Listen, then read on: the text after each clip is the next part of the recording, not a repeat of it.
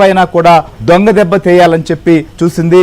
దాన్ని ఏమాత్రం కూడా వారి యొక్క ఎత్తుగడలు ఫలించలేదు. ఎక్కడికక్కడ పాకిస్తాన్ నుంచి వస్తున్నటువంటి డ్రోన్లు కావచ్చు, మిసైల్స్ కావచ్చు, వాటన్నిటినీ కూడా పూర్తి స్థాయిలో సుదర్శన్ 400 పూర్తిగా వాటన్నిటినీ కూడా ధ్వంసం చేసినటువంటి పరిస్థితి. కాబట్టి ఎక్కడా కూడా ఎవరికి కూడా నష్టం కలిగించకుండానే భారత ప్రభుత్వం, భారత ఆర్మీ వీరోచితంగా పోరాడుతున్నటువంటి పరిస్థితి సరిహద్దుల్లో నెలకొంది. పాకిస్తాన్కు సంబంధించిన 3 యుద్ధ విమానాలను కూడా కూల్చివేసినటువంటి పరిస్థితి. పాక్ సంబంధించినటువంటి ఫైటర్ జెట్ F-ను కూడా కూల్చివేసింది. ఒక పైలట్ని కూడా ఏదైతే పట్టుకోవడం జరిగింది. ఇలానే మనం చూస్తే మొత్తం కూడా ఒకవైపు పాకిస్తాన్ వైపు నుంచి వస్తున్నటువంటి డ్రోన్లు కానీ లేకపోతే మిసైల్స్ కూడా ఎక్కడికక్కడ కూల్చివేస్తున్నాయి. మరొక వైపు జరుగుతున్నటువంటి పరిణామాలపైన పూర్తి స్థాయిలో ఇటు ప్రపంచానికి, అటు US కావచ్చు, అలానే యూరోపియన్ కంట్రీస్ కావచ్చు, వీరందరికీ కూడా తెలియజేస్తున్నారు.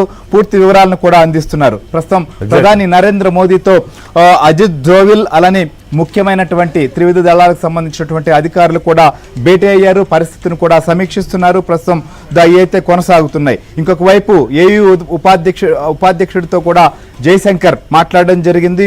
యూరోపియన్ యూనియన్కి సంబంధించినటువంటి మొత్తం వారికి ప్రస్తుతం జరుగుతున్నటువంటి పరిణామాలను కూడా వివరించారు. సో ఏదైతే భారత్ పాక్ మధ్య తలెత్తినటువంటి పరిణామాలు, గత నెల 22వ తేదీన జరిగినటువంటి పర్యాటకులపైన జరిగినటువంటి దాడి ఏదైతే ఉందో ఆ రోజు నుంచి అన్ని వివరాలను కూడా తెలియజేస్తున్నారు. మనం చూస్తే ముఖ్యంగా పోఖ్రాన్ ఆర్మీ స్టేషన్ పై దాడికి ప్రయత్నించింది పాకిస్తాన్. సో దీన్ని పూర్తి స్థాయిలో కూడా తిప్పికొట్టినటువంటి పరిస్థితి. పాక్ డ్రోన్లను ఎక్కడికక్కడ కూడా పేల్చివేశారు. వాటి వల్ల ఎలాంటి నష్టం కూడా కలగలేదని మాత్రం ఇప్పటి వరకు మనకు వస్తున్నటువంటి సమాచారం. సో ఉద్రిక్తతల పరిస్థితుల నేపథ్యంలో ఏమాత్రం కూడా భారత సైన్యం పాక్ ఫైటర్ జెట్లను కూడా భారత భూభాగంలో కానీ లేదా భారత ఆర్మీ సంబంధించినటువంటి స్థావరాలపైన కూడా అవి నష్టం కలిగించకుండా ఇప్పటి వరకు కూడా చర్యలు తీసుకున్నారు. సో పాకిస్తాన్ అలానే ఇండియా మధ్య నెలకొన్నటువంటి యుద్ధ వాతావరణం పైన అటు US కావచ్చు, ఐక్యరాజ్య సమితి కూడా రెస్పాండ్ అయింది. US సంబంధించినటువంటి విదేశాంగ శాఖ మంత్రి సో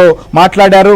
ఆయన కూడా చర్చలు జరిపేటువంటి ప్రయత్నం చేస్తున్నారు. మార్కో రూబియో కూడా ఖచ్చితంగా ఈ యొక్క పరిస్థితుల్లో కొంత ఇరు దేశాలు కూడా వెనక్కి తగ్గాలనే విధంగా పిలుపునిచ్చినటువంటి పరిస్థితి. ఇటు పాక్ ప్రధానితో కావచ్చు, నరేంద్ర మోదీతో కూడా సంప్రదింపులు జరిపారు. అయినప్పటికీ కూడా పాక్ అటు భారత్ ప్రజలకు నష్టం కలిగించే విధంగా భారత్ భూభాగం పైన దుశ్చర్యలకు పాల్పడుతున్న నేపథ్యంలో మాత్రమే ఇవన్నీ జరుగుతున్నాయని చెప్పి ప్రభుత్వం చెప్పింది. ఈ సిచ్యుయేషన్, ఈ ఎస్కలేషన్ మనం కోరుకున్నది కాదు. శ్రీహరి, మళ్ళీ మీతో మాట్లాడతా.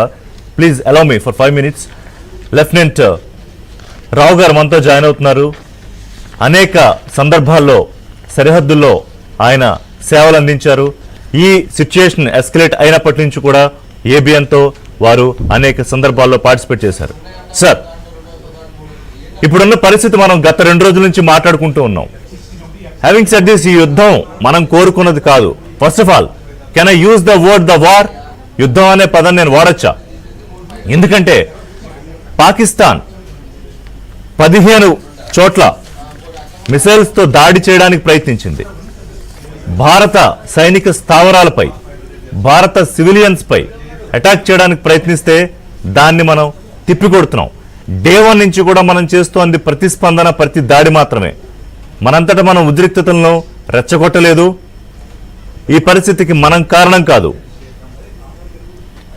శ్రీహరి, ఖచ్చితంగా ఎక్కడా కూడా భారత్ అయితే మాత్రం యుద్ధాన్ని కోరుకోలేదు. కేవలం ఎవరైతే ఉగ్రవాదులు ఉన్నారో ఉగ్రవాదులు చేస్తున్నటువంటి చర్యలకు ప్రతిస్పందన మాత్రమే ఆపరేషన్ సింధూర్. ఈ విషయంలో చాలా క్లారిటీగా ముందు నుంచే కూడా భారత ప్రభుత్వం స్పష్టం చేసింది. వారు భారత భూభాగంలో వచ్చి దాడులు చేసి అటు పాక్ ఆక్రమిత కాశ్మీర్లో కావచ్చు, పాకిస్తాన్లో కూడా ఉన్నటువంటి ఉగ్రవాద శిబిరాలు ఏవైతే ఉన్నాయో సో వాటిని టార్గెట్ చేసుకున్న